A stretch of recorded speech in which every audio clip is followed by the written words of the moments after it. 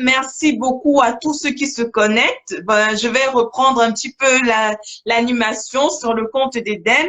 Donc, merci à tous ceux qui sont connectés. Bonjour Aristide, bonjour Gildo, bonjour à tous ceux qui se connectent. Bienvenue sur ce live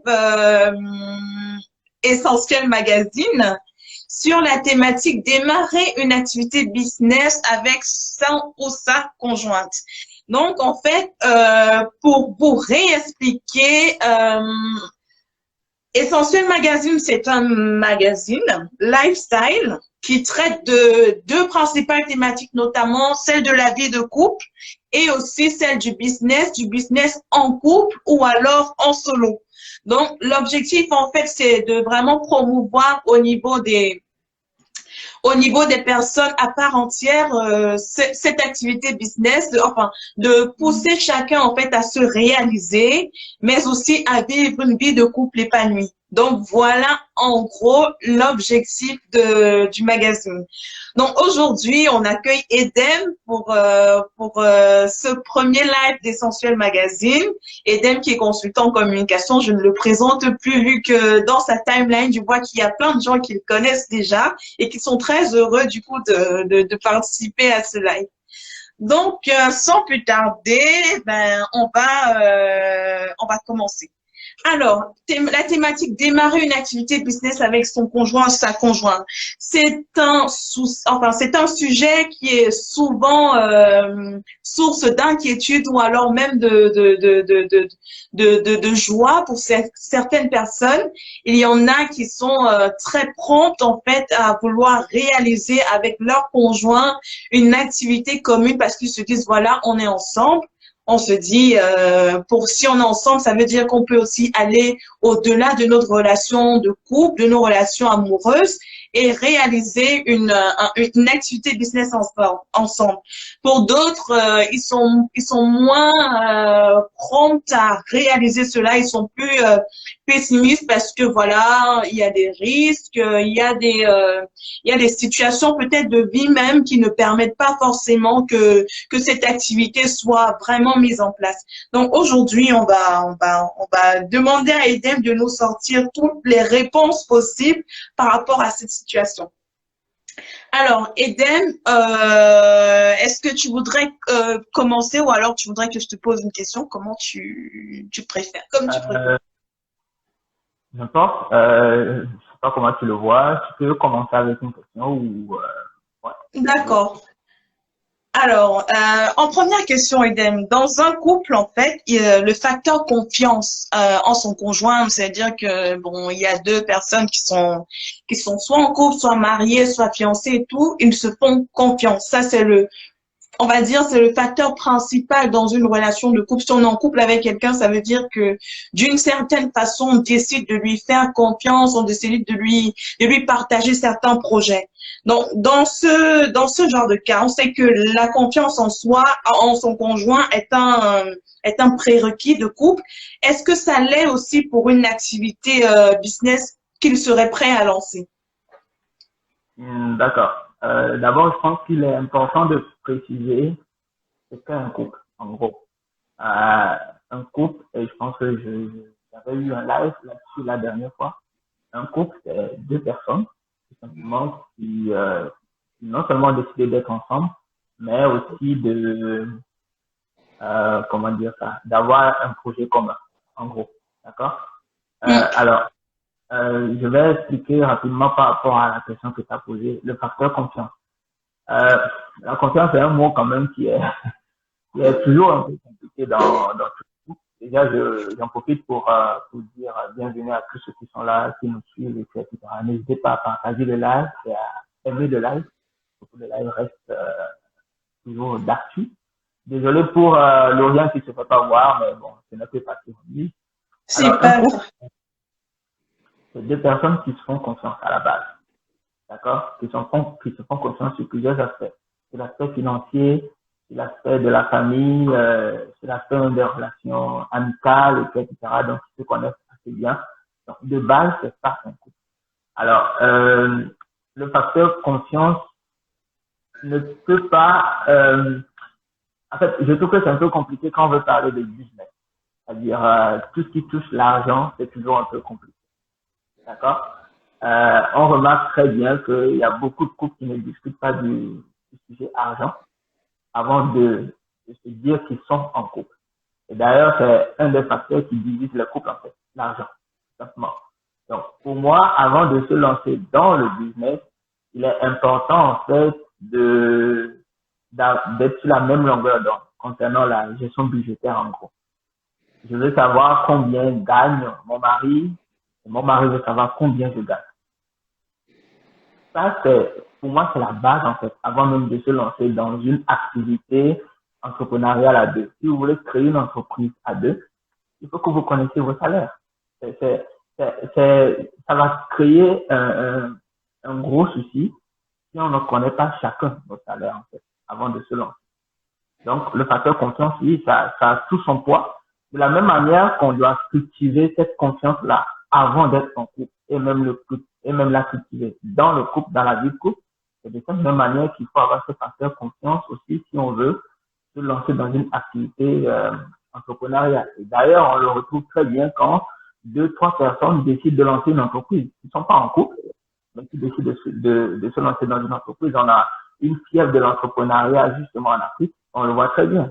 Quand le facteur confiance n'existe pas, ça part dans le mur, malheureusement, en fait. Parce qu'il y a toujours une incompréhension de comment on gère cet argent qui appartient à l'entreprise. Et d'ailleurs, ce sujet va nous amener peut-être à aller vers l'importance de dissocier l'argent du couple et l'argent qu'on investit dans l'entreprise ou l'argent de l'entreprise qu'on veut lancer. C'est pas du tout, on peut pas mélanger les deux.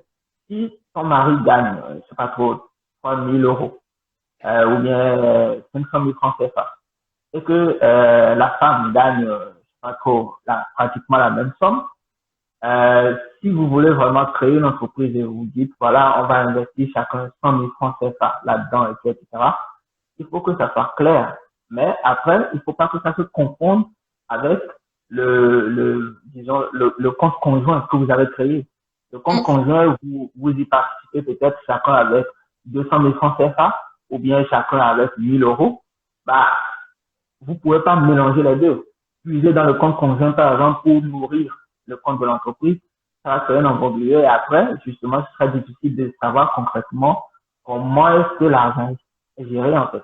Or, si vous n'avez pas la même notion de la gestion budgétaire, c'est clair que ça va être compliqué. Vous serez toujours en grande incompréhension, toutes les deux, en fait. Donc, oui, pour moi, le facteur confiance est vraiment important avant de se lancer dans un business à deux. Et ce que tu viens de dire est tellement important en fait parce que ce facteur connaître le salaire de son conjoint, c'est toujours un peu un sujet titillant entre les conjoints. Soit l'un ne va pas vouloir vraiment dire, va donner une approximation, enfin un salaire approximatif, ou alors il va dire, ben je paye déjà les factures, je paye ce qu'il faut, pourquoi tu as besoin de connaître mon salaire? Moi je te dis, j'investis telle somme et tu n'as pas besoin de connaître la suite. Pourtant, effectivement, c'est très important. Si on prévoit, si on a un objectif, que ce soit même hors une activité business en fait, créer, que ce soit même acheter une maison, construire, amener les enfants à l'école, il y a tellement de sujets qui demandent en fait qu'on connaisse les revenus de chacun. C'est tellement important. C'est tellement important. Bon, déjà, je ne sais pas s'il y a des personnes dans l'Assemblée qui ont quelques questions. N'hésitez pas à les poser. Nous allons revenir dessus très vite. Donc, merci Eden pour cette première question qui est tellement importante. On comprend de ce que tu as dit que le facteur confiance en son conjoint est primordial pour lancer une quelconque activité, que ce soit pour un projet entrepreneurial ou même bâtir un projet de vie comme construire une maison. Il est important de connaître les bases, les fondements de chacun, les fondements financiers de chacun. Donc, en deuxième question, pour notre cher invité Edem d'aujourd'hui, c'est que, en fait, la plupart des personnes aimeraient savoir, c'est que, est-ce qu'ils doivent signer un contrat pour le partage des gains dans une activité génératrice de revenus. En fait, on se rend compte que, bon, je vais partir sur l'activité la plus peut-être basique. Je ne sais pas si elle est basique d'ailleurs. Par exemple, acheter, faire dans la vente de produits alimentaires. Je prends un exemple. Imaginons que couple, je vais dire, Esama décide par exemple d'investir dans la vente de tomates, disons ça comme ça. Alors, comment ça se passe pour le partage des gains? Est-ce qu'ils doivent prévoir en fait à la base un contrat qui dit, OK, toi tu gagnes telle somme, moi je gagne telle somme par rapport à ce on aura acheté. Qu'est-ce que tu en penses par rapport à ça? Bah, c'est- je trouve que ce serait quand même logique, très logique, non seulement de dépasser ce volet confiance, mais d'aller vers quelque chose de plus concret. C'est-à-dire que vous pouvez pas décider de vous lancer à deux dans un projet sans ce facteur que tu viens d'énumérer. C'est important. Euh, Après, je sais que c'est pas évident pour tout le monde de signer un contrat. Déjà, il y a des couples qui s'engagent dans des relations sur la communauté de biens. Déjà, il faut faire la part des choses. Lorsque vous êtes dans la communauté de biens, c'est que vos deux biens, à vous deux, sont confondus. Si on doit le dire ainsi, je ne veux pas entrer dans des définitions trop compliquées. Les deux biens sont confondus. C'est-à-dire que si par exemple il se pose un problème et que mes biens doivent être saisis, peut-être c'est moi qui ai fait un prêt et puis etc. C'est clair que bah, lorsqu'on doit saisir les biens, on doit saisir nos deux biens. Donc ça veut dire que quelque part, si on a un compte conjoint, si on a plein de trucs et puis etc., tout est confondu. On ne fait pas le distinguo entre le bien de la femme et le bien de l'homme lorsqu'on est justement dans la communauté de biens. De base, c'est ça. En revanche, lorsqu'on est dans la séparation des biens, c'est clair. Donc, c'est-à-dire que lorsque le mari, je sais pas, ne gère pas bien son argent et contrat de prêt quelque part, la femme peut ne pas être inquiétée du tout. D'accord? Et donc, ce sont les biens du mari qui sont saisis de base. Donc, imagine que vous deux, vous êtes justement dans une communauté de biens et que vous décidez de lancer un business à deux. Je pense que ce serait préférable de partir sur la base de cofondateurs, tout simplement. Et si vous partez sur la base de cofondateurs, on peut dire que vous êtes solidaire, d'accord, du point de vue des dettes. Donc, si l'entreprise coule, bah, vous deux vous coulez. En gros, c'est ça. Donc, si vous devez recruter des gens, vous recrutez d'autres personnes. C'est-à-dire que la femme n'est pas l'employé de l'entreprise, d'accord? Si vous allez lancer l'entreprise à deux. Donc, il faut que vous deux vous soyez justement dans la même lignée en fait. C'est pas la femme d'être l'employé de l'entreprise. C'est ce qu'on remarque souvent dans beaucoup de couples qui lancent justement des business ou un business à deux. La femme devient l'employé de l'entreprise et l'homme devient le chef de l'entreprise. En gros, je trouve que c'est pas une bonne idée du tout. Il faut que vous deux vous soyez sur la même longueur. Donc, si vous partez sur la communauté bien, bah, appliquez justement cette même règle de vie de couple justement dans la vie de business que vous voulez lancer. En revanche, si vous partez sur la base d'une séparation de biens, il serait loisible d'avoir un contrat, de signer un contrat sur la base à laquelle ce serait clair que voilà, vous lancez un business à deux, etc. Mais les fonds que vous engagez vous appartiennent personnellement, et tout, etc. Et justement, si l'entreprise coule, que chacun puisse récupérer ses fonds. Donc, vous pouvez justement aller voir un avocat et signer ce même type de contrat. Donc, au fond, moi, ce que je veux dire, c'est que lorsque vous signez un contrat de communauté de biens, c'est toujours mieux de signer ce type en fait, d'avoir ce même fonctionnement dans votre business. Après, vous pouvez décider aussi d'avoir un contrat sur la base de, c'est vrai qu'on est en communauté de biens dans la vie de couple, mais ce serait quand même mieux que chacun gère son argent dans le business. En fait, justement, dans l'investissement qu'on fait et tout, etc. Si l'entreprise ne marche pas, que chacun puisse récupérer son argent. Vous pouvez le faire aussi. Après, est-ce qu'il y a une bonne méthode? Je pense que ça dépend vraiment des deux partenaires. Et c'est pour ça que je reviens justement sur l'aspect de la conception qu'on a de la gestion budgétaire. Parce que si nos deux partenaires ont vraiment une différence de conception énorme dans la gestion budgétaire, c'est clair que l'homme peut dire, ah, moi, j'ai pas envie de continuer un contrat pour lancer le business. Et la femme va dire, non, moi, j'ai bien envie de continuer le contrat parce que je veux quand même protéger nos acquis ou bien mes acquis, et tout, etc. Après, signer un contrat, de mon point de vue, signer un contrat sur la base où chacun garde son argent, chacun récupère son argent lorsque ça ne marche pas, je trouve que ça protège quand même les deux partenaires. C'est toujours mieux. Si vous êtes en couple, on ne sait jamais. Ça peut ne pas marcher et après, ça peut devenir un gros problème parce que tout l'argent sera en fait parti en fumée, quoi. Tu vois. Donc, ouais, c'est mieux de signer un contrat, mais encore une fois, ça dépend vraiment des deux parties. D'accord. D'accord. Merci, Edem, pour ces retours. Ben, je vais essayer de lire un petit peu ce que notre communauté nous dit en commentaire. Alors, on a Sédux18 qui dit, moi, je pense que si ta partenaire devient une associée d'affaires, il faut faire un contrat. Ça motive plus à se consacrer chacun de son côté. Que penses-tu de cela, en fait? Effectivement, en signant un contrat, ben lui il pense que en fait ça motive chacun à donner du sien pour l'évolution des choses. Qu'est-ce que tu en penses, Eden? Je pense que c'est mieux parce que lorsqu'on signe un contrat, c'est clair qu'il y a toujours la partie dissolution, retrait de l'entreprise, des trucs comme ça. Et bien entendu, il y a toujours un pourcentage à donner. Parce que si vous êtes cofondateur, vous avez lancé une entreprise. Entreprise qui coûtait, disons, qui coûtait, d'accord? À la base, je dis n'importe quoi, 500 000 francs CFA, d'accord? Et que finalement, il y a un écho quand je parle. Désolé, il y a un écho?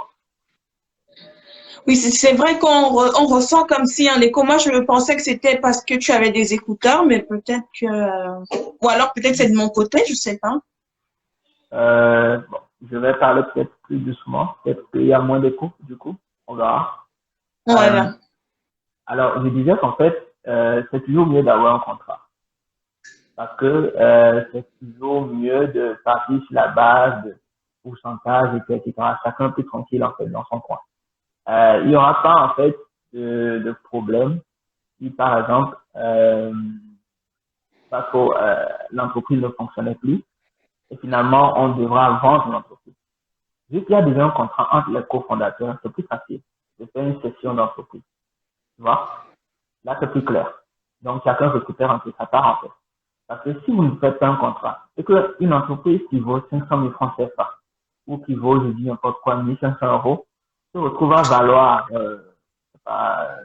10 000 euros demain ou 50 000 euros demain, alors que vous n'avez pas fait de contrat entre vous deux, alors que vous êtes cofondateur, lorsque ça ne va pas marcher entre vous, ou lorsque peut-être que la vie de couple elle-même ne va pas marcher, parce que c'est ce qui se passe généralement en fait. C'est que la vie de couple, ce qui va dans la vie de couple impacte finalement le business que vous avez lancé. Et comme c'est la communauté de biens, si vous devez divorcer alors qu'il n'y a pas de contrat, l'entreprise fait partie de vos biens. Donc ça veut dire que si l'entreprise vaut 50 000 dollars, l'entreprise doit être divisée en deux, en gros, si on doit le dire ainsi.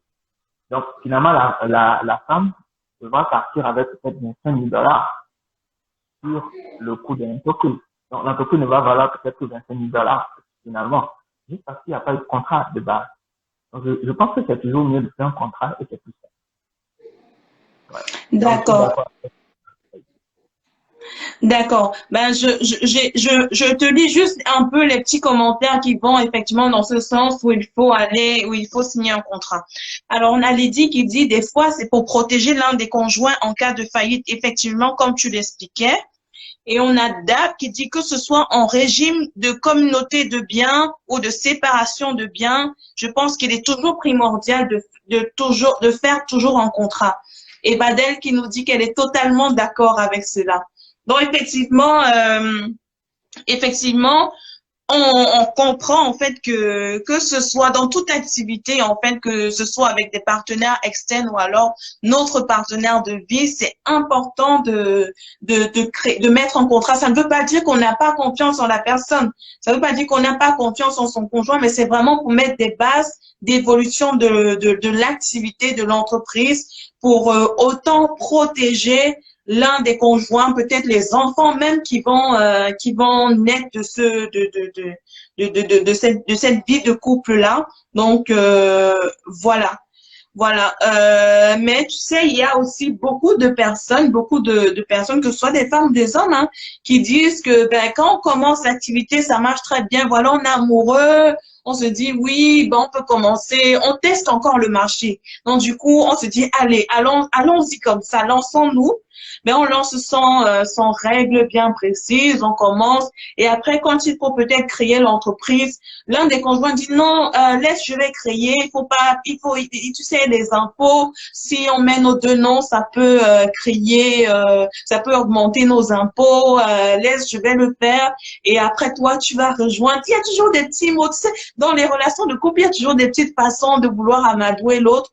Après, peut-être la personne n'a pas vraiment une arrière-pensée négative, mais au fur et à mesure, en fait, que l'entreprise évolue, on se rend compte qu'il y a une des personnes, en fait, qui bénéficie vraiment des fruits, des retombées de l'entreprise, et c'est l'autre qui se donne de la peine, mais qui ne reçoit pas grand-chose. Je sais pas, est-ce qu'il y a un conseil en particulier pour ce genre de situation? Est-ce qu'on leur dit, bon, vous, là, ne vous lancez pas dans une activité business en cours, ne vous lancez pas du tout si vous voulez pas établir de règles dès le départ? Ou alors, est-ce que ça part finalement de la mentalité, de la façon de se comporter de chacun? C'est une très bonne question. Je pense, alors, je vais y aller terre à terre.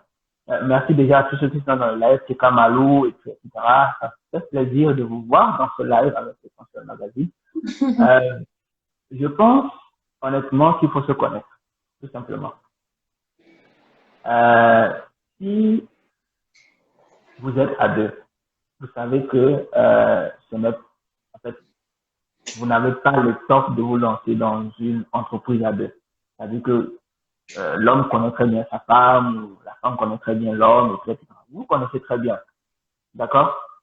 Il faut se dire la vérité. Si vous n'êtes pas capable de pouvoir lancer une activité à deux, ne le faites pas. Vous pouvez peut-être acheter une maison à deux. C'est un peu différent. D'accord? Mais quand il faut lancer un business à deux, comme tu l'as dit, créer une boutique de services alimentaires, etc., ou créer une entreprise dans le digital, par exemple, ou même créer une école de business, pourquoi pas, où vous êtes cofondateur et tout, parce que vous deux, vous enseignez dans des universités, vous voulez lancer une école à deux, etc. Je pense qu'il faut se dire la vérité. Si vous n'êtes pas capable de pouvoir faire la part des choses dans un business, ne le faites pas. Ne le faites pas. Parce que quand il s'agit d'argent, c'est toujours un peu compliqué. Et c'est pour ça que je reviens toujours à ce début-là. Pour connaître vos différentes conceptions en termes de gestion budgétaire. Si tu connais pas la conception que ton mari a de l'argent, ou si tu connais pas la conception que ta femme a de l'argent, je suis désolé. Je suis désolé, mais vous allez aller dans le mur si vous vous lancez dans une entreprise. Parce que là, on parle d'argent. On parle d'une entreprise qui va valoir 1000 euros et qui tout d'un coup, après 2-3 ans ou bien après 5 ans, va valoir 50 000 euros peut-être. Vous aurez des clients. Et donc, quand vous aurez des clients, vous aurez peut-être quelques employés qui vont travailler pour vous, etc. Vous devez les payer. Et vous devez gérer, en fait, un budget. Donc, quelque part, lorsqu'on parle d'argent, ça devient toujours compliqué dans un couple si on ne se prépare pas de base. Donc, oui, pour moi, c'est bien beau de se lancer, mais il faut pas faire comme les autres juste parce qu'on a envie de le faire. Il faut le faire parce qu'on y croit, parce qu'on pense que lancer un business, ça pourrait permettre d'atteindre tel ou tel objectif. D'ailleurs, justement, le mot objectif doit se retrouver dans votre business. Pourquoi vous lancez un business? Pourquoi vous lancez ce business-là et pas tel autre? Si vous décidez, par exemple, de vous lancer dans la location d'appartements, peut-être que vous êtes, je sais pas, en Occident, vous avez décidé de construire une maison chez vous au pays. Et donc, vous avez construit 200 salons. Vous avez décidé justement de les louer en mode Airbnb. D'accord? Donc, ça fait quand même un investissement que vous faites. Donc, vous avez établi le projet, fichier Excel tout beau, avec les sommes, etc. Mais quelque part, il faut se demander, est-ce qu'on a vraiment envie de le faire ou bien je te laisse toi le faire et on pourra travailler ensemble, je pourrais t'aider sur tel ou tel aspect, etc. Mais on n'est pas obligé d'être cofondateur. D'accord? Donc, ça peut être que toi seul qui lance le projet et moi, je t'accompagne parce que je suis ton mari ou parce que je suis ta femme, je vais t'aider à faire telle ou telle chose, je vais t'aider pour le budget, etc. Je pense que beaucoup de gens le font ainsi d'ailleurs. Peut-être que c'est mieux. Ça, pour moi, ça veut dire que les deux se connaissent. Ça, peut-être que c'est pas toujours une bonne idée de se lancer à deux. D'accord? Donc, c'est clair que si vous n'êtes pas prêt à le faire, ne le faites pas. Ne le faites pas juste pour le faire. Maintenant, si vous avez un objectif derrière, vous voulez peut-être vous installer au pays après 10, 20 ans, et donc vous avez décidé de construire un truc au pays, de le louer en attendant, les fonds qui rentrent, vous n'allez pas les utiliser, du coup, parce que vous voulez peut-être les utiliser pour développer un projet agricole après, dans 20 ans. Donc, du coup, vous louez en mode Airbnb et tout ce qui rentre, vous enlevez peut-être 20% pour un investissement pour arranger le lieu et tout, mais les 80%, vous allez peut-être les utiliser pour peut-être le projet agricole. Là, ça a du sens, tu vois. Mais là, pour moi, c'est un projet que vous avez fait à deux et c'est vraiment un projet sur le long terme. Et donc, vous savez que il serait mieux de bien se comporter tout au long de ce projet. Tu vois un peu? Donc, cette maturité sur le plan des finances, pour moi, c'est primordial en fait, pour pouvoir vraiment faire un bon travail, pour pouvoir lancer un projet ou bien un business qui serait rentable sur le long terme. Si vous vous connaissez, vous savez que ça ne peut pas le faire, ne le faites pas. C'est aussi simple que ça. D'accord. En tout cas, le message est très bien passé. Le message est vraiment clair à ce niveau. Si vous vous connaissez tellement et que vous savez que ça ne va pas marcher, ne le faites pas. Soutenez l'activité de votre conjoint, mais ne devenez pas cofondateur d'une activité particulière. Sinon, ça peut amener au divorce. À bon entendeur, salut. Et je vais ajouter avec ce que Vadel nous a dit en commentaire. Quand il s'agit d'argent, c'est mieux de prendre ses précautions. On ne connaît pas le caillou qui perce sa chaussure. C'est, c'est vraiment, c'est très vrai ce qu'elle a dit. Effectivement, on sait pas ce qui peut nous arriver demain si on n'a pas vraiment mis ces bases qu'il faut pour la bonne marche de l'activité, pour la bonne marche même du partage des gains, du partage des responsabilités aussi. Alors, en parlant de responsabilité, généralement, quand on parle de démarrer une activité business, on voit juste le gain qui est derrière, mais on oublie en fait qu'il y a plein de responsabilités en fait pour la bonne marche de cette activité, pour la réussite. Il faut communiquer sur son business, il faut faire un business plan, il faut faire ci, il faut faire ça. Il y a tellement de choses à faire avant même la mise en place d'une activité business en couple. Alors, je sais pas quel est le conseil en fait que tu pourrais donner à ceux qui nous suivent, notamment dans l'organisation des tâches. En fait, pour ceux qui décident finalement, ben oui, on se connaît, on est prêt à vraiment se lancer dans cette activité business. Quel est le conseil que tu peux leur prodiguer dans ce cas-là? Bah, je pense que j'ai parlé tout à l'heure de l'importance d'établir des objectifs à deux.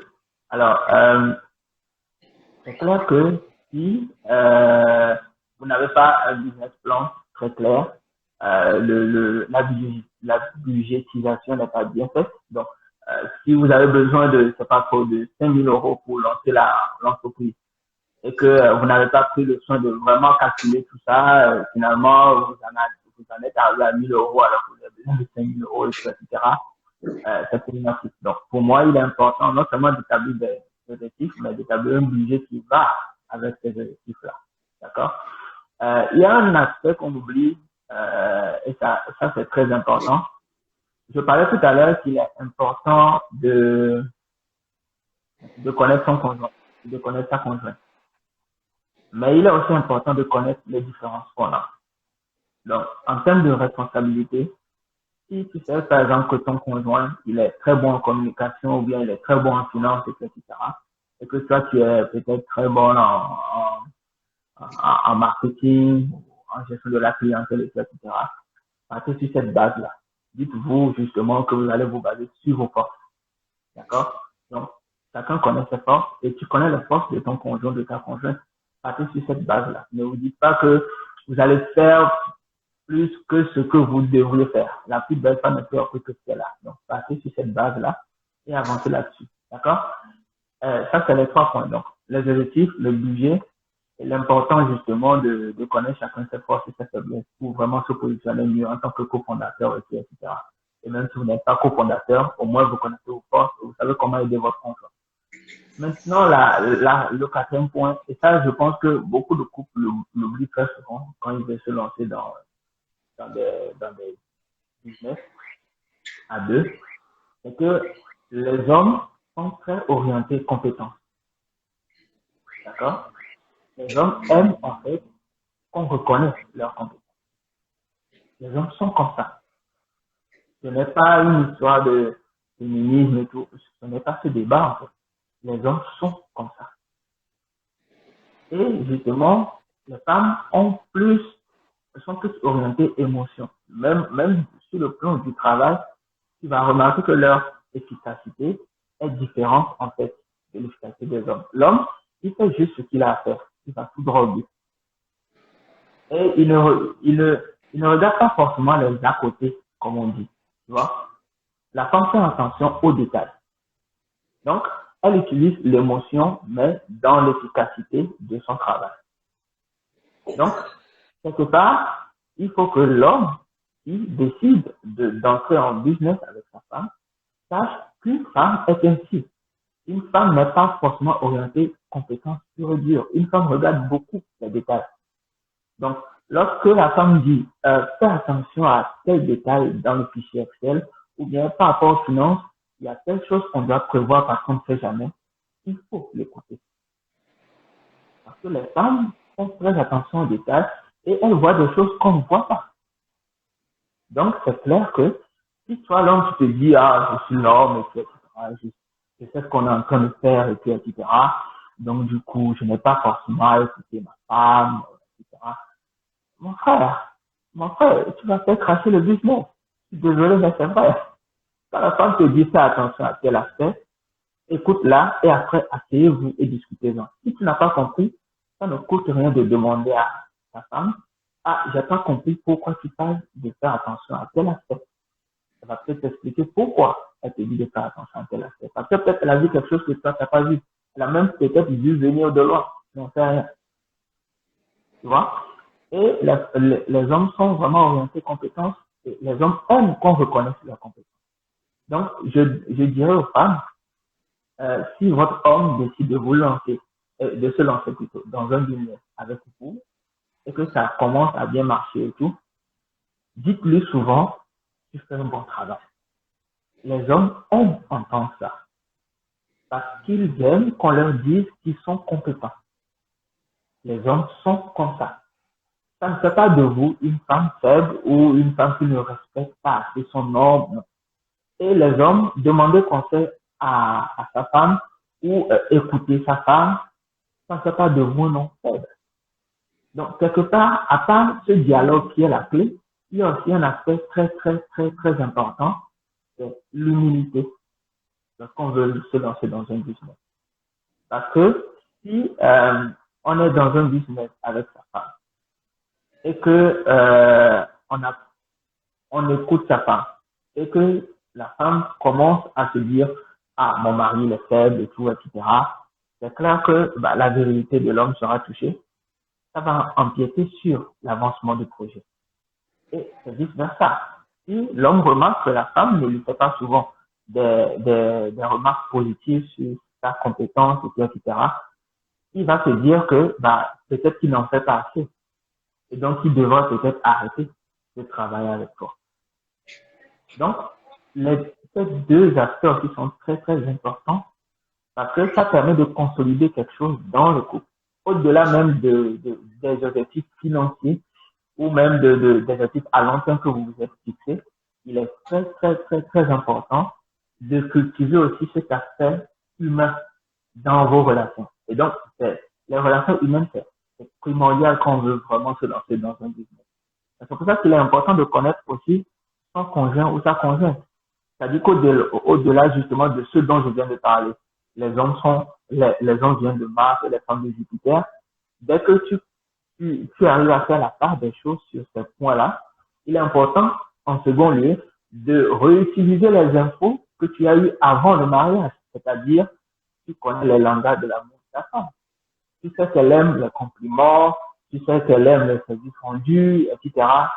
Fonctionne sur cette même base aussi sur le plan professionnel. Parce que tu connais déjà ce langage de l'amour. Et c'est vice versa. Tu connais le langage de l'amour de ton homme, fonctionne sur cette même base. Si ton homme aime beaucoup qu'on lui fasse des compliments, ou si ton homme, je sais pas trop, je sais pas trop, lorsque vous êtes en train de travailler à deux à la maison, etc., à un moment donné, peut-être son langage, c'est le toucher. D'accord? L'homme, peut-être son langage, c'est le toucher. Le fait de t'approcher de lui toucher les oreilles ou de le caresser, petit à petit de repartir, ça peut avoir un effet positif sur sa compétence. Donc, il est important, au-delà justement de savoir comment fonctionne une femme et un homme, de toujours utiliser les infos qu'on a eues aussi pour les langages de l'amour en fait, qu'on connaît de son homme ou de sa femme. Donc, voilà un peu les points. Je ne sais pas trop s'il faut les résumer peut-être pour que ça soit clair, mais je ne sais pas trop si les gens ont compris. S'il y en a qui ont des questions, ils peuvent les poser et puis j'irai encore plus en détail. Non, mais vraiment, ce que tu viens de dire est tellement détaillé, tellement explicite, tellement clair. Vraiment, tu nous as apporté des conseils tellement clés pour toute personne. Je crois qu'il y a des gens qui vont vouloir se lancer, qui vont vouloir suivre exactement et à la lettre tout ce que tu as dit. Moi, ce que je retiens, en fait, de ce que tu as dit, c'est qu'il y a l'écoute qui est primordiale. Il y a la reconnaissance et la valorisation de son conjoint, l'écoute pour la femme car elle est attentive, elle prête soin aux petits détails et tout. Et il y a la reconnaissance et la valorisation de son homme en fait. Et il y a aussi pour couronner le tout l'humilité. L'humilité pour montrer de la valeur autant à son conjoint qu'à sa conjointe. Vraiment, c'était à ça. Moi aussi, je prends note hein, parce que tu vois, il y a Cédus qui dit Edem, parrain de mon mariage. Là, je crois que tu vas parrainer beaucoup de couples en ce moment. En tout cas, salut à tout le monde. Merci de nous suivre encore une fois. Ça fait vraiment plaisir de vous avoir dans le live. N'hésitez pas à poser des questions. Donc, on a juste pour revenir sur une petite question c'est vrai que c'est pas, c'est dans la cuisine d'Apefa qui dit, êtes-vous pour le budget commun ou séparé dans le couple? C'est vrai qu'Edem avait apporté une précision par rapport à cela, dépendamment de chaque personne, de selon que vous choisissez d'être en bien commun ou en bien séparé. Mais bon, Edem, justement, si tu as un petit retour que tu peux faire à PEFA, j'imagine, par rapport à sa question, ce sera juste super. Pour le quoi? Le budget, Pour le budget, êtes-vous pour le budget commun ou séparé dans le couple? Je pense que c'est très très relatif, d'accord? C'est très très relatif. Par exemple, au Canada ici, je vois qu'il y a beaucoup de gens qui commencent à fonctionner sur le plan du budget séparé. Budget séparé parce que c'est peut-être plus flexible. Et puis ensuite, c'est vrai que ici, les femmes gagnent bien leur vie. Donc, c'est clair que l'aspect dans lequel on est, ça change forcément en fait la perception qu'on peut avoir d'un certain nombre de choses.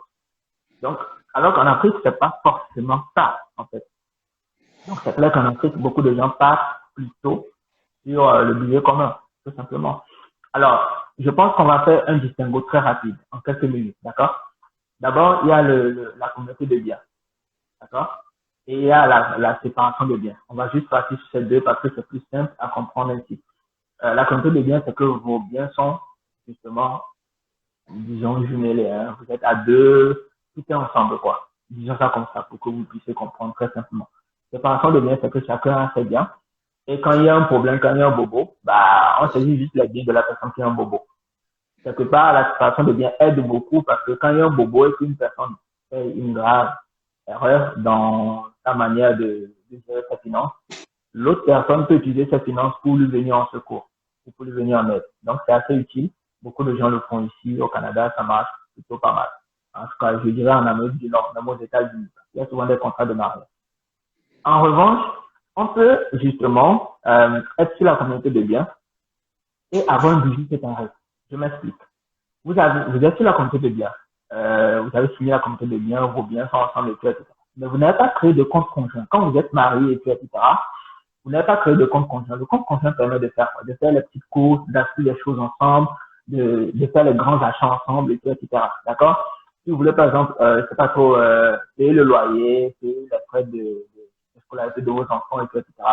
Vous gagnez chacun, par exemple, 5 000 euros, 5 000 euros. Vous pouvez décider de dire, OK, on va mettre chacun 1 500 euros dans le budget commun. D'accord? Donc, c'est le compte conjoint. C'est ça, en fait, vous avez créé un budget commun à vous deux. Donc, chacun gagne cette fois 1 500 euros et en fait ce qu'il veut. D'accord? Mais les 1 500 euros nourrissent, en fait, le budget commun que vous avez créé. Donc, c'est le compte conjoint. Donc, vous pouvez partir sur la séparation de biens et avoir quand même un compte conjoint qui permettra de payer le loyer, de payer la scolarité des enfants, etc. Il n'y a pas de souci. De la même manière que vous pouvez justement signer la communauté de biens et avoir un budget séparé, ne pas créer de compte conjoint. Et quand il faut payer le loyer, c'est le mari qui s'en charge. Et quand il faut payer peut-être d'autres choses, etc., liées à tout ce qui concerne la cuisine, ou bien tout ce qui concerne la voiture, c'est la femme qui s'en charge. On peut aussi fonctionner comme ça. Est-ce que vous avez, même dans votre fonctionnement, vous avez un budget séparé? C'est-à-dire que l'homme participe à 60% des ménages, par exemple, et la femme à 40%, conformément à vos salaires. Donc, si l'homme gagne plus, l'homme participe plus, et si la femme gagne plus, la femme participe plus. C'est un budget séparé. Vous avez chacun votre argent, vous participez aux frais du ménage, mais vous n'avez pas de compte conjoint, donc un budget tout à fait commun, de principe. Donc, je pense qu'il faut faire le distinguo. Donc, pour répondre en fait à, je pense, à PEFA, vous pouvez avoir un budget séparé et fonctionner sur le plan des pourcentages. Donc, payer le loyer, etc. Et même fonctionner ainsi aussi quand vous allez créer votre entreprise. Vous voyez un peu. Mais, comme je l'ai conseillé tout à l'heure, c'est mieux de rédiger un contrat quand vous mettez en place une entreprise ou un business. Comme ça, même si vous avez un budget séparé, c'est toujours mieux sur le plan de l'entreprise de prévoir tout ce qu'il y a à prévoir. Comme ça, lorsque on ne sait jamais si l'entreprise ne marche pas, vous pouvez récupérer votre argent et donc vous continuez du coup de marcher sur le plan de budget séparé. D'accord? Donc, ça dépend vraiment de vous deux. Après, l'idéal, selon moi, c'est de créer un compte conjoint. C'est toujours mieux. En termes de gestion budgétaire, c'est plus facile. Parce que vous savez que vous participez à part égale, justement, dans le compte conjoint. Vous mettez chacun 1 500 euros là-dedans, ça vous fait 3 000 euros. Le loyer, c'est seulement peut-être 800 euros. Donc, dans les 3 000 euros, vous payez le loyer, les frais de scolarité, tout. Et s'il reste des économies, vous les gardez. Si vous voulez acheter des papiers hygiéniques à 500 euros, vous allez en acheter, mais dans le budget commun, c'est plus simple. D'accord? Je trouve que c'est plus facile de fonctionner ainsi, même si on est dans la séparation de biens. Là, au moins, c'est qu'on a un compte conjoint qui marche. Et lorsqu'il y a seulement un gros bobo, c'est là que vous allez peut-être chacun réutiliser vos finances pour faire des trucs et tout. Mais c'est plus facile. Et d'ailleurs, si vous êtes en Occident et que vous voulez acheter une maison demain, c'est mieux d'avoir un compte conjoint parce que ça vous permet de prévoir en même temps combien vous voulez mettre de côté pour vous acheter une maison. Si la maison doit coûter 200 000 euros et que vous commencez à vous dire, on va mettre au-delà des 1 500 euros, on va ajouter chacun 500 euros, ce qui va faire 1 000 euros par mois qu'on ne va pas toucher dans le compte conjoint, qu'on va utiliser justement pour nous acheter une maison parce que 1 000 euros par mois, on est à deux, on le fait sur 2 ans, ça nous fait un joli pactole. Au moins, quand on prend la maison, on pourra mettre justement une vraie rencontre qui aura du sens, etc. Vous voyez un peu? Donc, je pense que il faut vraiment savoir ce que vous voulez faire. C'est pour ça que j'ai défini le couple comme deux personnes qui ont un projet commun. Pour moi, on se met pas en couple juste parce qu'on est amoureux et tout ça s'arrête là. Ne faites pas cette erreur-là. Vous mettez en couple parce que vous voulez peut-être non seulement avoir des enfants, d'accord, non seulement avoir une maison, etc., mais vous voulez essayer de construire quelque chose qui aura du sens. Donc, ça peut être construire une famille, tout simplement. Et pour beaucoup de gens, ou pour certaines personnes, je dirais plutôt, construire une famille, par exemple, c'est créer une entreprise familiale. Pour certaines personnes, c'est ça. Créer une entreprise que les enfants vont pouvoir utiliser aussi, etc. Pourquoi pas? Ou ça peut être aussi créer, je sais pas trop, un projet agricole qui sera en même temps familial, etc. Pour moi, il faut avoir un projet derrière la vie de couple. D'accord? Et ça peut être tout type de projet. Je ne parle pas seulement de lancer un business en mode créer une entreprise de comptabilité et tout. Ça peut être tout type de business. Comme même créer une entreprise de vie de couple. Pourquoi pas? Conseiller les gens en vie de couple, en gestion de vie de couple et tout, etc. Ou même en gestion des assurances qui touchent la vie de couple. Je connais des gens qui l'ont fait, qui ont créé une entreprise d'assurance qui touche la vie de couple. J'ai trouvé ça très intéressant parce que beaucoup de gens qui sont en couple ne savent pas vraiment à quel type d'assurance souscrire et tout, etc. Les deux sont dans les assurances et dans les banques. Ils ont créé une entreprise qui touche assurance en vie de couple. Et ça marche très bien. Donc, pour moi, il faut savoir exactement dans quoi vous vous embarquez quand vous vous lancez dans une vie de couple. C'est pas juste avoir des enfants, avoir une maison et tout. Enfin, de mon point de vue, ce serait intéressant d'avoir un petit projet derrière, quoi. D'accord? Donc, ça peut ne pas être forcément un projet où il faut gagner beaucoup d'argent là-dedans. Ça peut être juste pour aider des gens aussi. Il y en a qui ont lancé des associations. C'est à voir. C'est vraiment à vous de voir concrètement dans quoi vous voulez vous embarquer. Voilà. C'est super. Merci Eden pour ce détail vraiment intéressant par rapport à la question d'Apefa. Non seulement tu as répondu à sa question et tu as même embrayé en fait sur l'importance pour tout couple, pour toute personne qui décide pour toute personne en S qui décide de se mettre en couple, de pouvoir créer quelque chose au-delà de juste avoir des enfants, ou bien de avoir un projet commun en fait. Un projet commun, comme tu as dit, si c'est seulement même pour apporter de l'aide à des personnes en difficulté, si c'est conseiller les gens, si vraiment ta réponse, comme le dit Abefa, effectivement, c'était très édifiant. Et j'espère que beaucoup de gens vont s'inspirer de ce que tu viens de nous dire pour pour revoir soit revoir leur fonctionnement dans leur couple ou alors pour upgrade en fait pour aller à une étape supérieure de leur relation de couple. Donc merci encore pour cette question. Au cas où vous, notre chère communauté, si vous connaissez des personnes qui sont en couple et qui sont décidées, par exemple, de lancer une activité commune, n'hésitez pas à partager leur page, enfin, la page de leurs activités en commentaire. Ça nous permettra à chacun d'aller voir comment ils ont fait, comment ils ont développé leur activité. Ça va nous inspirer, nous qui ne l'avons pas encore fait, ou alors, ça va inspirer chacun en fonction de ses objectifs de vie. Donc, du coup, Eden, est-ce que toi, à ton niveau, tu connaîtrais des personnes qui sont lancées dans ce genre d'activité en commun et qui marchent? Est-ce que, bon, voilà. Oui, j'en connais, sauf qu'ils ils n'ont pas de page Facebook et tout, parce que C'est pas grave. C'est pas c'est pas grave. tout le monde qui aime la visibilité, selon ce que j'ai cru comprendre finalement. Et il y en a qui ont lancé leur truc et qui sont là-dedans tranquillement et qui se font de Oui. l'argent, mais qui n'ont pas de page Facebook et tout. Je connais beaucoup plus de gens qui ont lancé des business en Airbnb et en projet agricole. En revanche, D'accord. ça commence vraiment à le faire énormément. Qui sont en Occident, qui ont construit au pays et qui ont décidé de faire louer ça, tout simplement. Et comme ils ont des contacts, en fait, en Occident, ils veulent visiter le Togo ou bien la Côte d'Ivoire, etc. C'est plus facile. plus facile. Donc, ça, en revanche, je trouve que c'est assez intéressant.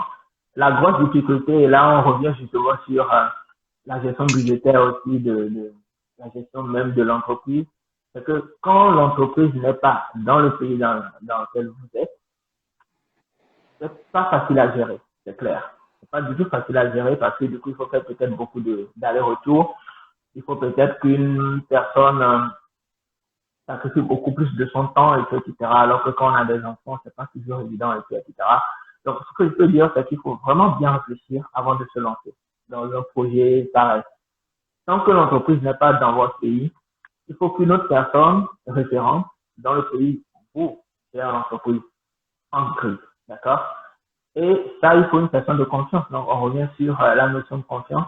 C'est pas toujours évident. Surtout pour nous, les Africains qui voulons lancer un projet en Afrique, etc. Il faut vraiment avoir une personne de confiance pour que ça puisse se faire comme il faut. Donc, tant qu'on n'a pas une personne de confiance, je ne le conseillerais pas. D'accord? Je connais un autre couple qui a fait quelque chose d'assez intéressant. Ils ont retardé le lancement de leur projet. Ils se sont lancés, certes, ils ont fait une étude de marché, etc. Mais ils n'ont pas tout d'un coup, en fait, ils se sont pas mis dans le projet à fond. D'accord? Ils sont restés ensemble en Occident pendant une quinzaine d'années, pratiquement. Ils ont travaillé, ils ont amassé beaucoup d'argent. Et du coup, les deux ont démissionné. Et comme leurs enfants étaient déjà assez âgés, etc., ils ont démissionné, ils sont retournés justement en Afrique. Et comme ils avaient déjà commencé à lancer le projet, mais en mode miniature, c'est plus facile de continuer le projet, etc. Actuellement, ils ont un bon projet agricole et dans une contrée assez éloignée. Et ce qu'ils font, c'est que tout ce qui est tomates, etc., ils l'envoient dans la ville. Donc, ils ont ils sont devenus fournisseurs pratiquement. Ils ont même établi un réseau en Occident. Donc, ce qui fait qu'en fait, tout ce qu'ils cultivent, ils arrivent à l'envoyer en Occident. Wow. Ouais. Et ça marche. Ça, c'est magnifique, ça. Donc, je pense que ça dépend de la préparation qu'on en fait.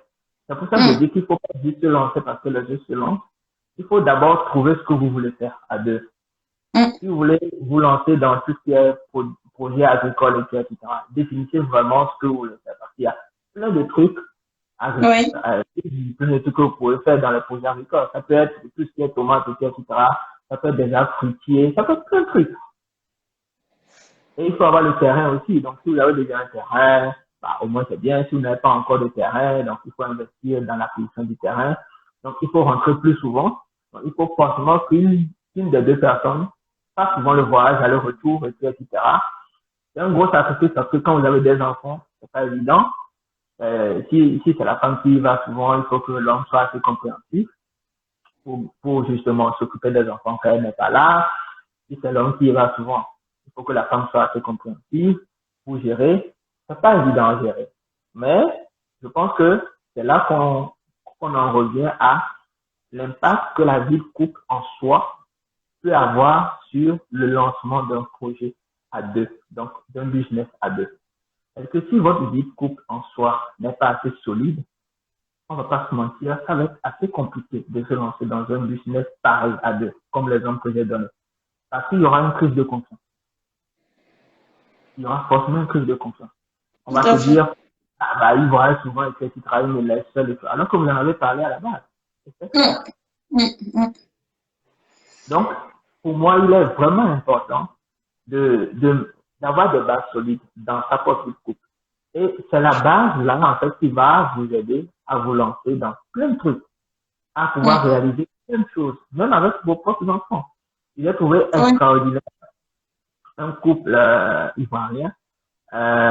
Ils ont fait ce qu'ils ont lancé une entreprise informatique, parce que l'homme, il est dans l'informatique, etc. Et il s'est avéré que finalement, leur enfant qui avait eu 16-17 ans, elle était très douée justement dans tout ce qui est marketing, etc. Ah oui, le tandem était tellement bien parce que la femme, elle, je pense si je ne me trompe pas, elle était dans la compta. Et tu imagines qu'ils ont lancé en fait une entreprise familiale. Informatique, marketing, le trio. Waouh! Et Et ça c'est marche faire. parce que tout ce qui concerne l'argent, la femme fait attention à ça. La petite fille qui a 17 ans se charge justement du marketing et l'homme se charge justement de l'aspect, comment dire ça, fonctionnement même de l'entreprise parce que comme Oui. c'est son domaine à lui, etc. Et finalement, bah, ils ont décidé d'associer le, les data, la data science pour que ça ait plus de portée, etc. Et ça peut être assez intéressant. Ça devient une entreprise familiale. Mais Mm, quelque part, parce que la vie de couple elle-même est déjà assez solide. Et ça veut tout à dire que les parents discutent de certaines choses avec leurs enfants. Ils ne discutent pas juste de pourquoi tu sors, pourquoi tu ne restes pas à la maison. Non, non, non. Ils vont plus loin. Ils discutent de projets avec leurs enfants. Sinon, ils n'allaient pas associer leur propre enfant en fait, au projet. J'ai trouvé ça vraiment, vraiment intéressant. Parce que la relation que ces parents ont avec leur enfant, on ne le voit pas partout déjà. Donc, Mm. c'est cette même relation que vous devez avoir avec votre mari ou votre femme. C'est ce que je veux dire. Je veux en venir là, en fait. Je ne dis pas de développer forcément ce type de relation avec vos enfants. C'est vraiment à vous de voir. Mais il est important que vous deux, déjà, vous soyez assez solides dans la vie de couple que vous menez. Et que vous vous respectez assez, en fait. Tant que vous ne vous respectez pas assez, tant qu'il y aura une crise de confiance ou telle chose, je ne vous conseille pas de vous lancer dans une vie de business à deux. C'est pas une bonne idée. Donc, voilà un peu ce que je peux dire rapidement. D'accord. Ah, mais c'est vraiment riche de voir toutes ces expériences en fait de vie. C'est vraiment le rêve en fait de pouvoir créer ce business en famille, profiter et inclure en fait les compétences de chaque personne, chaque membre de la famille, que ce soit la femme ou le mari, et même les enfants dans une activité, quoi. J'ai envie de dire que c'est le rêve pour beaucoup enfin, pour beaucoup de personnes qui souhaitent vraiment, évoluer comme ça, qui souhaitent vraiment créer cette ambiance familiale, aussi bien dans leur vie professionnelle que personnelle, en fait. Ouais. Alors, on va juste prendre une petite question de la part d'Honoré qui dit, déjà, je Euh, dis Honoré avait une question pour nous pendant le live. bon, je lui ai envoyé le live. C'est ce soir-là. C'est moi qu'on n'écoute pas bien ou c'est Edem, Madel? Tu m'entends? Là, tu m'entends? Oui, je t'entends très bien, je t'entends bien. Est-ce que vous nous écoutez dans le live? Est-ce que si vous nous écoutez, dites-nous, envoyez des cœurs pour qu'on sache si vous nous écoutez. D'accord. Apparemment, Edem, on t'entend pas très bien. Si je peux juste te rapprocher Ok, de, voilà, là, c'est là ça mieux. va. Voilà. Ok, c'est Ah, correct. Honoré là, est-ce que tu pourrais nous reposer ta question, s'il te plaît? Comme ça, on va y répondre avec autant de détails, comme ce que Edem, le coach Edem nous a, pardon. Non, non, non, non, pas de coach, pas de coach. Edem, Donc, Edem, c'est bon.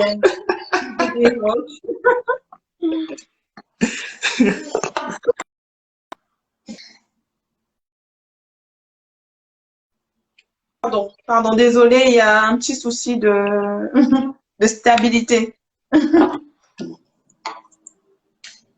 Alors, Honoré, on attend ta question. N'hésite pas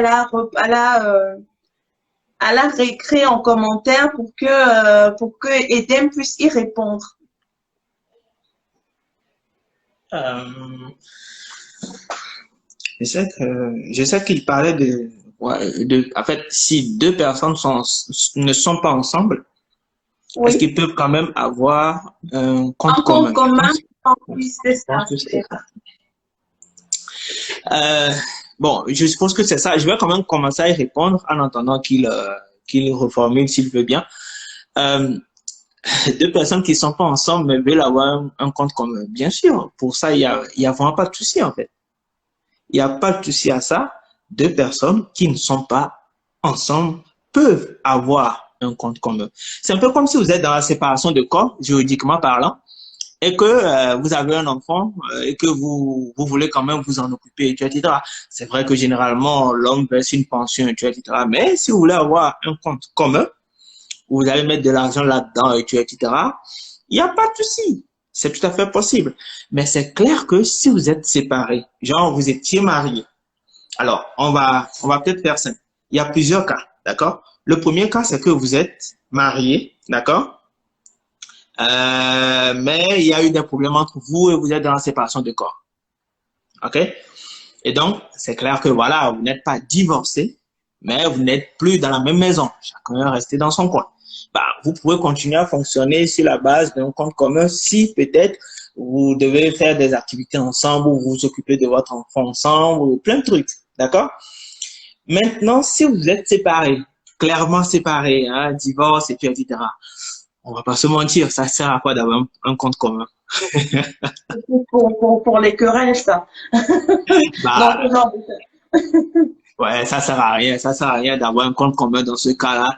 Ça ira dans le mur. C'est clair que ça va créer d'autres soucis et tout, etc. En plus, vous êtes divorcé. Si vous êtes divorcé, d'ailleurs, le régime sous lequel vous étiez n'est plus d'actualité, juridiquement parlant. Donc, c'est clair que ça ne sert à rien de mettre votre argent en commun. En gros, c'est les couples qui font ça. Vous n'êtes plus en couple de base. Hein, vous n'êtes plus en couple parce que votre projet commun est tombé à l'eau. Disons ça comme ça. Donc, ça ne sert à rien d'avoir un compte commun dans ce genre de cas. Je pense que c'est plus facile d'avoir un compte commun quand on est à deux, quand on est ensemble, quand on partage la même maison, la même couche, si on doit le dire ainsi. Je pense que c'est plus intéressant d'avoir un compte commun dans ce cas-là. C'est-à-dire que vous êtes toujours ensemble, vous partagez à peu près la même façon de fonctionner sur le long terme, quoi. Donc oui, là, oui, c'est plus facile. Mais le compte commun, ça sert justement à ça, à payer des loyers, à payer plein de trucs ensemble. Mais à payer des choses ensemble ou à faire des choses ensemble. Donc, si vous n'êtes plus ensemble, bah, le mot commun même n'aura plus de sens en soi. Donc, c'est clair que avoir un compte commun, ça ne servira pas à grand-chose de base. Voilà. Donc voilà, j'espère qu'Honoré, tu as une réponse à ta préoccupation. Donc, effectivement, si vous êtes en couple et que vous avez besoin, que vous n'êtes pas marié, que vous avez besoin de gérer peut-être une facture commune, l'éducation ou bien quoi que ce soit, oui, vous avez la possibilité de créer un compte commun, c'est tout à fait possible. Maintenant, à voir si ce compte commun ne va pas vous créer plus de tort que d'avantage. Voilà. C'est vraiment en fonction de votre couple, de ce que vous vous dites, de comment vous vous organisez. Effectivement. Alors là, on va prendre des questions. Si vous avez des questions, si vous avez quelques interrogations par rapport à la thématique du jour, on rappelle, la thématique c'était démarrer une activité business avec son ou sa conjoint, quels sont les avantages, quels sont les inconvénients. Et Dan nous a vraiment brossé le sujet, on va dire, sur tous les angles, notamment en parlant de la confiance qu'on pourrait accorder à son conjoint dans la création de ce cocon, soit un homme ou une femme. La confiance est primordiale avant de se mettre déjà en couple, mais aussi de créer un business ensemble. C'est vraiment important de pouvoir se faire confiance. En deux, on a aussi parlé de la possibilité d'un contrat, dans une activité de couple. Et avec vous, en commentaire, on a constaté que, en fait, c'est primordial. C'est plus que nécessaire, en fait, de créer de mettre en place un contrat qui va définir les tâches, définir les responsabilités, définir le partage même des gains, parce que comme quelqu'un nous l'a dit pendant le live de l'autre côté, c'est que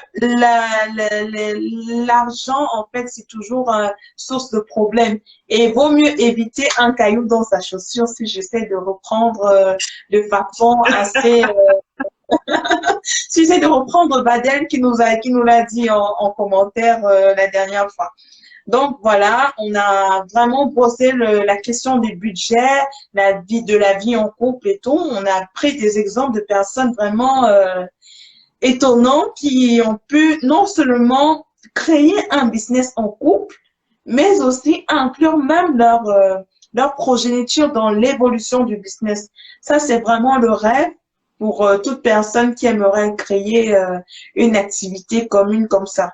Donc, je ne sais pas si vous avez d'autres questions pour notre cher invité sur un rappel essentiel magazine. C'est effectivement un magazine lié à la vie de couple et au business. Donc, nous traitons des thématiques liées au couple, que ce soit des conseils de vie dans votre vie quotidienne, mais aussi un sujet sur lequel nous mettons plus l'accent, c'est comment gérer un business en couple ou alors en solo. Donc, voilà. Edem, je ne sais pas si tu voudrais nous dire quelque chose en plus par rapport à la thématique. Est-ce que tu as un dernier petit secret dans ton sac à nous dévoiler? Bah, je pense que j'ai quand même brossé un certain nombre de choses qui pourraient être utiles. Moi, ce que je peux dire honnêtement, c'est que il faut connaître, et je le redis toujours encore une fois, il faut suivre le processus. Je m'explique rapidement. C'est-à-dire que avant de vous lancer dans une vie de couple, tout simplement à deux, il faut bien connaître votre conjoint ou votre conjointe, d'accord? Connaître le langage de l'amour, savoir pourquoi cette personne veut être en couple avec vous. C'est très, très important parce que c'est ça qui va déterminer un certain nombre de choses que vous allez pouvoir mettre en place ou dont vous allez devoir discuter demain. Donc, si vous n'avez pas ces informations que vous mettez en couple juste parce que le gars, il est beau ou bien parce que la tata, elle a un bon salaire et tout, parce que ça arrive aussi, oui, je trouve que ce n'est pas une bonne idée. Non seulement ce n'est pas une bonne idée, mais ça pourrait vous causer du tort après, en fait. Lorsque vous allez devoir faire des choses assez sérieuses par la suite, ça va être assez compliqué. Donc, pour moi, il est important de base de non seulement connaître les langages de l'amour de votre partenaire, mais de connaître aussi son histoire. Son histoire. J'ai toujours pensé que historia, c'était un mot latin, alors que c'est un mot grec qui signifie enquête. Donc, je ne dis pas qu'il faut enquêter sur son partenaire, mais il faut connaître la vie de son partenaire, de la personne avec qui on veut partager sa vie, tout simplement. Donc, si cette personne connaître son histoire vous permet de connaître sa relation avec l'argent, sa relation avec sa famille et sa relation, bon, ça, je pense que ça n'interviendra pas dans ce sujet, sa relation avec le sexe, mais ça n'interviendra pas dans ce sujet-là. Mais les deux premiers points. Dans un prochain. Oui. Mais les deux premiers points, oui. Pourquoi je parle de la famille aussi? Parce que quand vous lancez un projet à deux et que vous mettez votre argent là-dedans, etc., que ce soit famille africaine ou européenne, etc., parfois, il y a la famille qui veut s'en mêler. En fait, parce que parfois, il y a certaines familles qui ne sont pas très d'accord du fait que vous lanciez votre projet à deux. Déjà. Donc, il y en a qui veulent donner leur avis forcément, etc., alors que c'est votre projet à vous. Donc, si vous ne faites pas une dissociation entre famille et vie de couple, entre argent de la famille et argent que vous voulez investir dans votre vie de couple, c'est clair que lancer un business à deux, ça va être assez compliqué parce que vous ne serez pas que deux dans la relation finalement. Vous serez 4, 5 quoi. Alors que de base, vous êtes deux. D'accord? Et quand je parle de la famille, je parle de vos familles respectives. Je ne parle pas de vos enfants. Non. Je parle des parents, des cousins, des tantes, etc. Il est important de savoir avoir une limite entre vous et votre famille, en fait, pour que lorsque vous voulez lancer des choses à deux, que ça soit vraiment à deux. C'est important. Donc, oui, connaître l'histoire de son partenaire vous permet d'éviter beaucoup de choses et même de rectifier le tir de beaucoup de choses avant de vous lancer dans une relation amoureuse, mariage, etc. Parce que plus vous connaissez chacun vos histoires, plus vous vous donnez à fond dans la relation parce que vous savez à quoi vous en tenir et plus vous construisez un nous au lieu de un toi et moi. C'est pas la même chose. Si vous avez à construire vraiment un nous, bah, je vous assure que vous pouvez lancer un projet à deux sans trop de soucis. Je dis pas qu'il y aura pas de problème dans la vie de couple, il y en aura forcément. Mais cette base vous permettra d'avoir une base solide pour votre vie de couple avant de vous lancer dans un business à deux. Parce que ça aura un impact positif sur votre business à deux.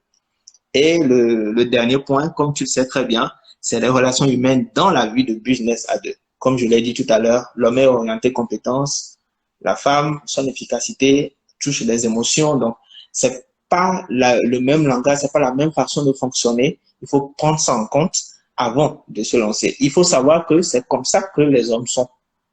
Au-delà de connaître le langage de l'amour de ton homme, savoir que c'est comme ça que les hommes sont. Et vice-versa, les femmes ont aussi leur manière de fonctionner. Et j'aimerais préciser quelque chose parce que je suppose qu'il y a des féministes dans le live. Je ne dis pas qu'une femme ne doit pas être féministe dans la vie de couple ou bien non, je ne dis pas du tout ça en fait. Vous pouvez être féministe, vous lancer dans une vie de couple tranquillement, respecter votre mari sans souci et pourtant ne pas avoir de soucis particuliers concernant justement le fait que vous soyez féministe. Donc, c'est clair qu'il est important aussi que votre mari comprenne que bah, vous êtes féministe, mais pour moi, c'est tout à fait normal parce que un homme doit respecter son mari. Un homme doit respecter sa femme.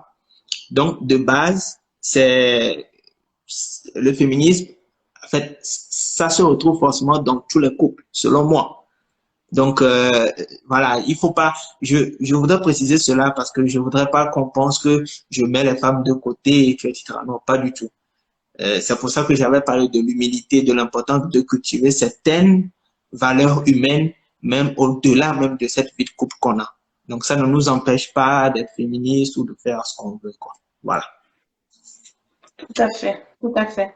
En tout cas, merci pour ce très beau résumé du live d'aujourd'hui.